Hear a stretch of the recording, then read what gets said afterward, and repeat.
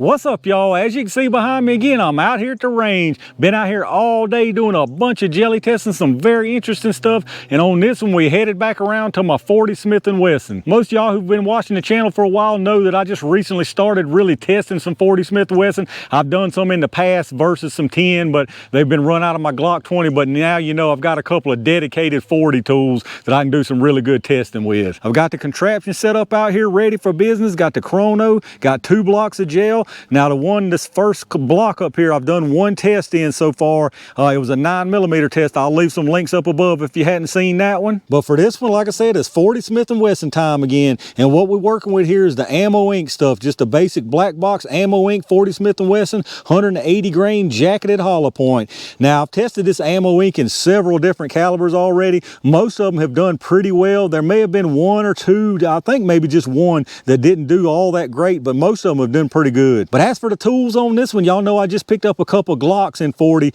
within the last month or two. The first one I got was this Glock 27. This is basically a 3.5-inch barrel Glock here. And then I went and picked up the Glock 22. This is the full size 40. This is a 4.5-inch barrel. So for those of y'all who have the 23, that's going to be right in the middle here with the 4-inch barrel. So you can just basically kind of look at the performances out of both of these and kind of split the difference. And that's what you're basically looking at with the Glock 23. But hopefully this Ammo Inc. 40 will do good. There's been quite a bit of it floating around in my area. I don't know if it's been in y'all's area, but if it does do good, it's a pretty affordable round for 40 Smith & Wesson. But enough of the chit chat. I'm burning daylight out here. Let me get everything set up and let's get started. All right, y'all, just like always, we're gonna get some speeds out of both barrel lengths. I'm gonna do a 3-round average out of both of them and see what kind of speeds we're getting. We'll start out with the Glock 27 and see what we get from it.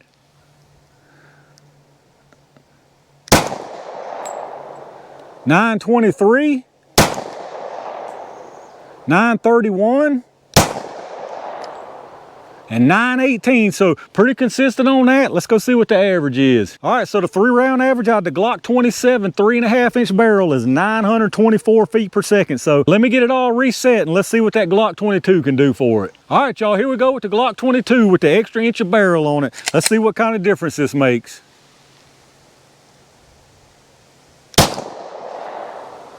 965, 968, and 957. So not a whole lot of difference out of this inch barrel, which honestly, I've talked about this in the past. It ain't as big as a difference as people like to think it is, but let's go down there and check the average out. All right, so our 3-round average with the Glock 22 was 963 feet per second. And if you remember out of the 27, it was 924. So you're only talking about 39 feet per second difference with an extra inch of barrel. Let's see what all that equals to in the gel. Let me get reset and y'all know what time it is. All right, y'all, it's 40 ink jelly time. We're gonna put 1 round out of each one of them down there into the gel. We're gonna start out with the Glock 27 with the 3.5-inch barrel and see what we can do, y'all. Here we go.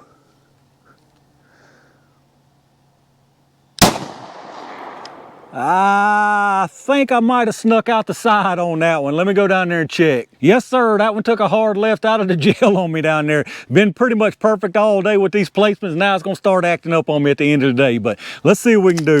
The worst thing is it took up my doggone gel space. I'm trying to do one more test after this one, but let's see if we can move it over to the right a little bit, y'all. All right, I definitely moved it over. It's very close to a wound channel on another test, but let me go down there and see if that'll work for us.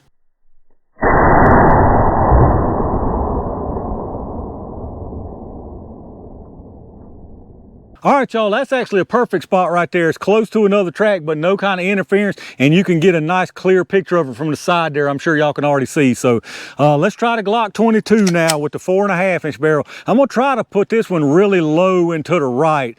I've got a feeling I'm pressing my luck. I really don't want to clean any wood chips out of it, but let's see what we do.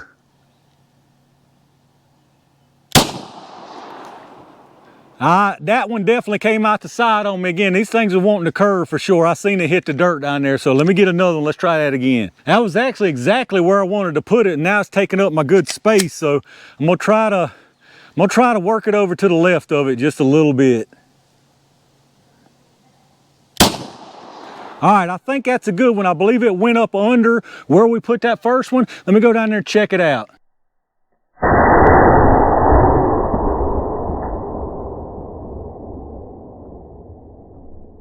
All right, y'all, let's take a look at what we got here. It didn't go exactly according to plan, but it ended up pretty good in the end, believe it or not. So not this very bottom one, that's from a different test, but this next one up, that's actually from the Glock 22, the full size, the 4.5. So as you can see, nice wound channel coming in, carries way on down here, and actually stops. It went into the second block, I would say about an inch, and it stopped right there in between the two blocks, the projectile did. Looks like it's got some pretty nice expansion on it also, so really nice penetration, looks like good expansion, and really nice wound channel on that one. Now, you're gonna skip one from there, so skip that one, and then this next one up here, right there, that is the Glock 27, so really nice wound channel on that one also. You can follow it on down, keeps on trucking, goes into the second block, and you see the projectile right there. Looks like it actually traveled about 3 inches, maybe 2.5, 3 inches into this second block. Expansion on it is not as much as the Glock 22,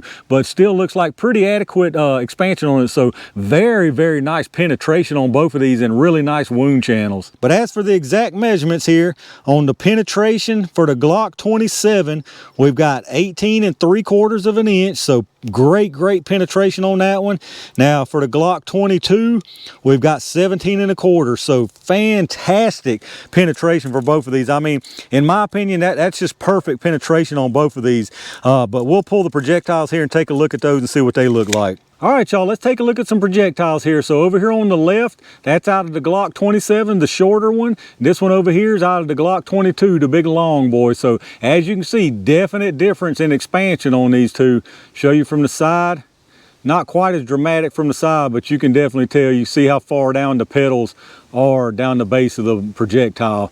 And then from the front, I think it's pretty obvious right there. But that being said, both of them, in my opinion, got definitely adequate expansion. And for that fantastic penetration, I can definitely live with either one of these expansions. So let me measure them, make sure we didn't lose any material. I don't think we did. I don't see anything in the gel, but let's check it out. All right, so both of these 180 grain projectiles, the one out of the Glock 27, 181 on the dot.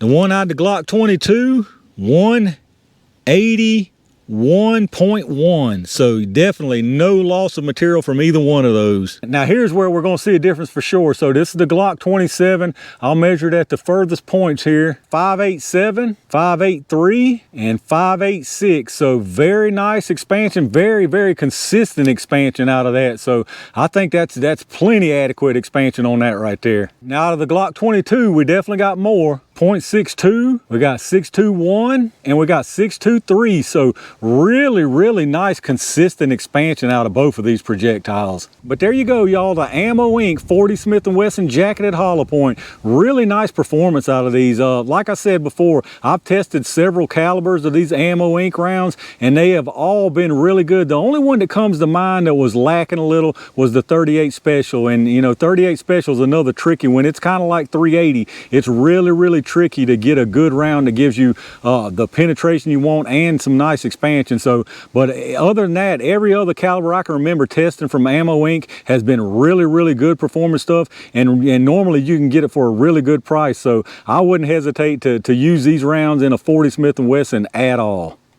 All right, y'all, another 40 Smith & Wesson test in the books, and this time it was the 180 grain jacketed hollow point from Ammo Inc. I think we got some really good performance out of these. Fantastic penetration, good expansion on them, really good wound channel on them. So in my opinion, this is definitely another viable round to chamber in your 40 for self-defense. I really do like seeing these rounds that I test do well. That just gives you one more option that you can go out there and get. But like I said, so far Ammo Inc.'s been doing a pretty doggone good job with most of their defensive ammo, and the prices on it are very reasonable these days. But y'all let me know y'all's thoughts down in the comments, especially if you do carry 40. What do you think about the performance out of these? Is this something you would carry? And what else would you like to see me test out here in 40? I've got several already that I've got planned on testing, but give me some more suggestions down below if there's something specific y'all would like to see me check out. If you did enjoy the video, as always, take a second and reach down and click that thumbs up button, subscribe to the channel, and make sure you hit that bell notification icon. Every single bit of that really does help support the channel. I appreciate that. Check out all my affiliate affiliate links down in the video description. Hit that Amazon storefront link. If you shop through Amazon anyway,